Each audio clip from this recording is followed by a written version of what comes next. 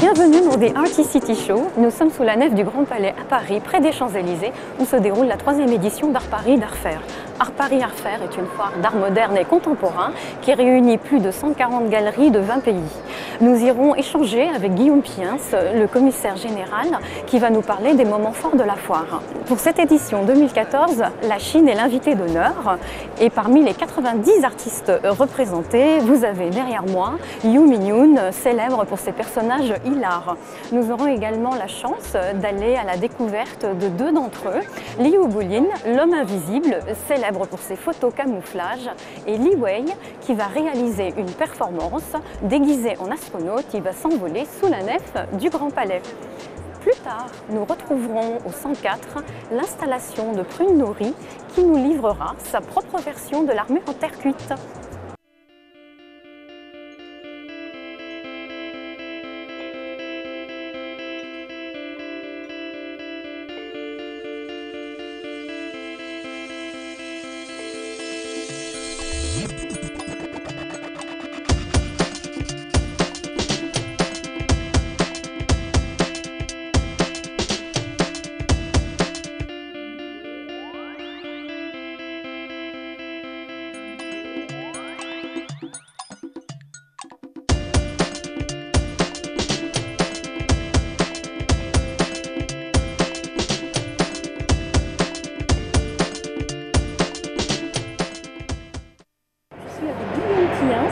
Commissaire général d'Art Paris d'Art Faire, qui est devenu le rendez-vous incontournable de l'art à Paris au printemps. Alors Guillaume, vous avez travaillé à la FIAC, vous avez développé Paris Photo et depuis 3 ans, vous avez totalement relancé cette foire. Qu'est-ce que vous souhaitez proposer? Je souhaite proposer surtout un rendez-vous de découverte, j'allais dire, en premier. Un rendez-vous qui soit aussi accessible, le plus possible accessible pour le public à l'art contemporain. Je pense que c'est important. Je voudrais que vraiment on arrête de penser que l'art contemporain c'est inaccessible, c'est pour une élite. Non, je pense que Art Paris fait la démonstration que effectivement ça peut être un rendez-vous de qualité et en même temps voilà, que ce soit un lieu où on apprend, on regarde et on pose des questions surtout, c'est très important. Voilà. Nous on est une foire européenne qui regarde l'Est, c'est-à-dire que l'Est c'est une direction géographique qui regarde en fait l'Europe centrale, la Russie et la Grande Asie et qui en même temps voilà, regarde aussi des scènes émergentes aujourd'hui où je pense, en tout cas c'est ma vision, que des choses nouvelles et des choses fortes nous arrivent en fait. En tout cas l'intérêt de ce projet ici c'est de montrer une scène chinoise qui est très multiple, hein, qui est très diverse, qui est très créative et qui en fait ne répond pas du tout au poncif dans lequel on l'a souvent enfermé. C'est vrai que cette année, en fait, on a la possibilité de voir presque plus de 90 artistes chinois de différentes générations. Donc on a aussi bien des maîtres modernes chinois, Zawuki, que des stars de l'art contemporain chinoise, et aussi toute une génération émergente qu'on voit beaucoup moins. Et qui donc est née dans les années 70-80. Voilà, par exemple, là, je suis avec derrière une installation de Zhang Ding, qui est un artiste qui est né donc, en 1980 exactement. Et cette pièce est, voilà, est très intéressante parce que en fait, elle fait allusion en fait, à une histoire ancienne en Chine d'un moine bouddhiste qui était en retraite et qui en fait a été à côté du temple. En fait, il y avait toute une cuisine d'un mets absolument délicieux et dont finalement le parfum tellement alléchant a finalement corrompu le moine. C'est qu'il a il a sauté le mur du temple pour aller finalement goûter à ce festin. Et c'est quelque part aujourd'hui une façon de transcrire aujourd'hui la situation et de parler de cette Chine où effectivement il y a une grande corruption du pouvoir en fait. Donc il y a effectivement cette communauté d'artistes dans les 90 qui a vécu qui s'est réfugiée dans un village à côté de Beijing qui s'appelle East Beijing Village et qui était une forme d'utopie, enfin de communauté utopique artistique avec des figures comme Ma Liuming. On voit beaucoup les photographies ici de Rong Rong qui a photographié toute cette scène chinoise à ce moment-là. Donc il faisait des performances, voilà, c'était un de leurs moyens d'expression Il y a cette performance de Ma Liu-ming où il marche nu. Donc déjà, lui est un personnage très ambigu, en fait, avec des cheveux longs. Donc on ne sait pas s'il est masculin, féminin. Et il marche nu sur la muraille de Chine, par exemple. Donc c'était évidemment très transgressif. Et voilà, donc, mais je pense que souvent, le corps, dans des pays qui ont connu une certaine forme d'oppression, est le seul moyen de vérité, en fait. C'est ça qui est... Je crois que c'est aussi quelque chose d'assez profond, en fait, dans cette connexion avec le corps. Le principal message, en fait, aujourd'hui, c'est aussi que ces artistes chinois se réapproprient leur histoire, en fait, et cette tradition chinoise, mais vue, revisitée avec un esprit contemporain. Je pense que ça, c'est vraiment la tendance aujourd'hui de l'art chinois.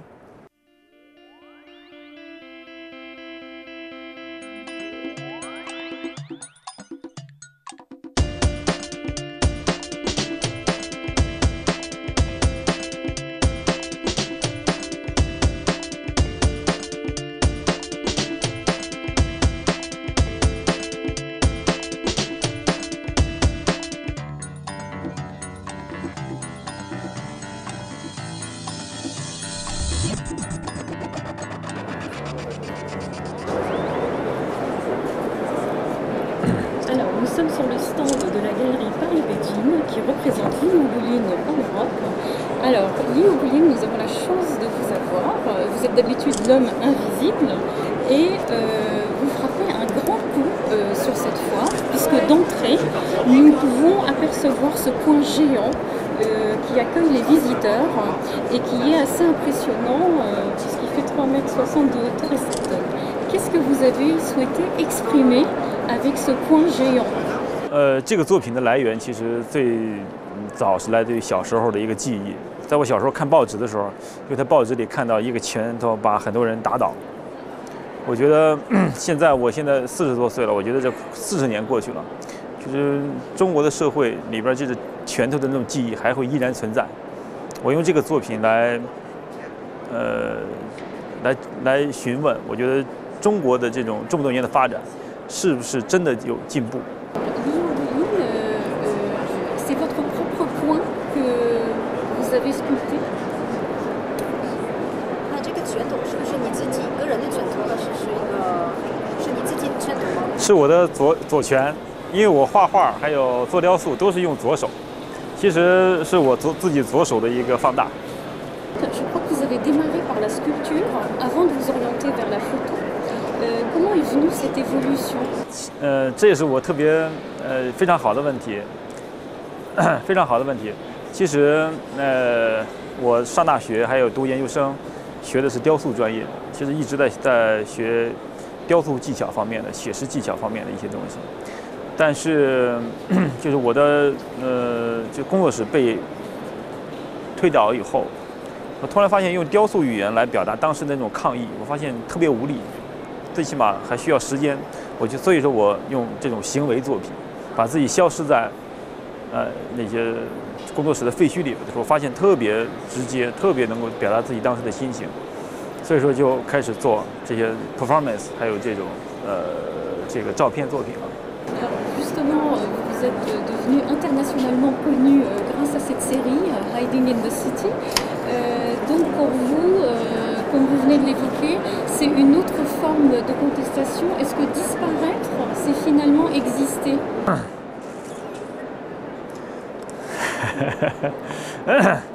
因为我其实从开始我这个作品其实一直是在一种质疑和反问，同时是一种不妥协。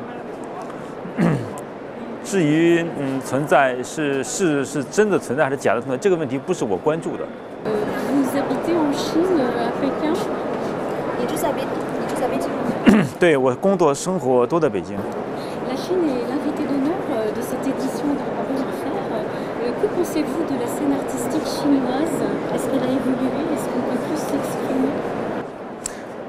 中国当代艺术的发展，其实从开始有所谓的艺术市场到现在，也仅仅10年多一点的时间，其实我觉得还是不是很成熟。因为中国也正随着这种经济发展，社会慢慢的信息的这种传播的这种便捷，我觉得中国未来会在艺术方面会有更好、能够震撼这种，或者对整个世界艺术有更多帮助的一些艺术作品出现。J'aimerais savoir est-ce que son nom, que veut dire son nom en chinois? 他想知道你的姓名是什么意思？刘是我的姓，柏林在中国的那个这个意思里边是一个生气勃勃的一个享受，生气勃勃的一条路吧。Donc il trace son petit chemin, il fend à travers son nom. 是不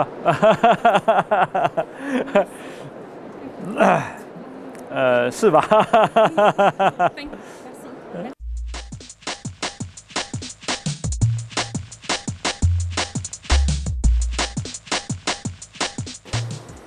Alors nous sommes aujourd'hui le jeudi 27 mars à midi et Li Wei est en train de préparer une photo performance dont il a le secret et qui va s'intituler Li Wei Flies in Paris. Vous voyez derrière moi la grue qui est en train de se préparer et il va prendre son envol déguisé en cosmonaute et survoler Art Paris Art Fair sous la nef du Grand Palais. Alors Li Wei est un artiste chinois qui a 44 ans et qui est mondialement célèbre pour ses photos performances où il se représente dans des paysages contemporains et urbains très spectaculaires où les personnages se mettent en danger mais toujours sur un mode comique. Au-delà de l'aspect performance, ces photos traduisent les préoccupations de l'artiste face à la perte de repères de la société chinoise devant l'urbanisation galopante ainsi que la mondialisation. Li Wei est dans une quête absolue de gravité, lévitation où il s'envole et c'est pour lui la manière d'atteindre une forme de liberté.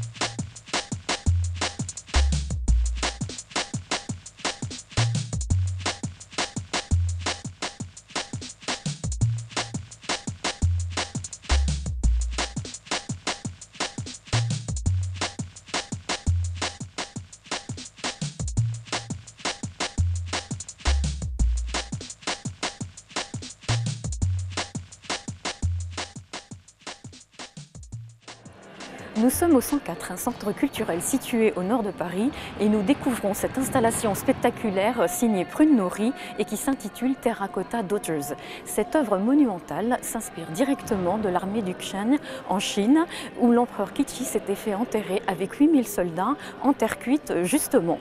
Prune Nori est une artiste française qui vit à New York et qui a travaillé 1 an et demi en Chine sur le site de Qian.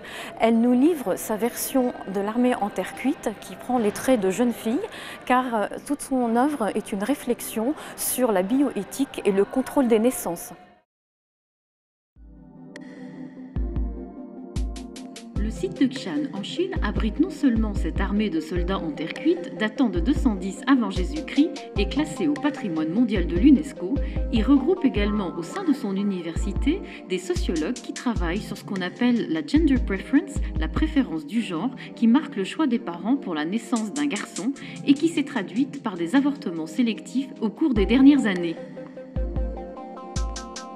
Prune Nori a sculpté 8 Terracotta Daughters ayant pour modèle 8 orphelines chinoises âgées de 10 à 13 ans en provenance de la campagne où la préférence du genre est la plus marquée.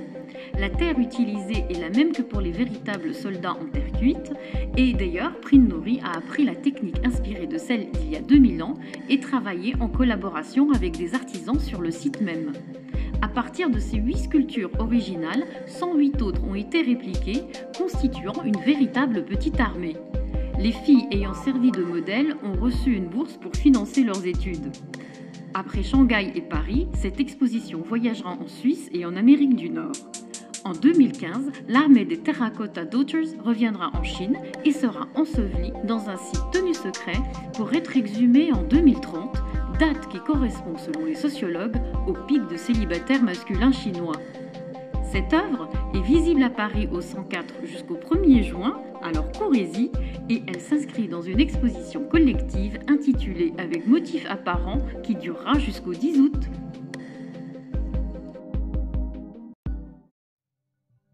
Cette sublime œuvre de Miguel Chevalier, intitulée L'origine du monde, a illuminé la façade du Grand Palais pendant 3 soirées durant Art Paris, Art Faire. Miguel Chevalier est un artiste français né au Mexique en 1959 et il est considéré comme le pionnier de l'art virtuel et numérique. Ses créations s'inspirent de la biologie et des micro-organismes, ici en l'occurrence des cellules qui se divisent, se multiplient, fusionnent, tourbillonnent. Il s'inspire également de Diego Rivera, dont les peintures murales dans l'espace public rendent l'art accessible à tous. Et nous nous retrouverons dans un prochain numéro. Et d'ici là, n'oubliez pas, be arty, be trendy.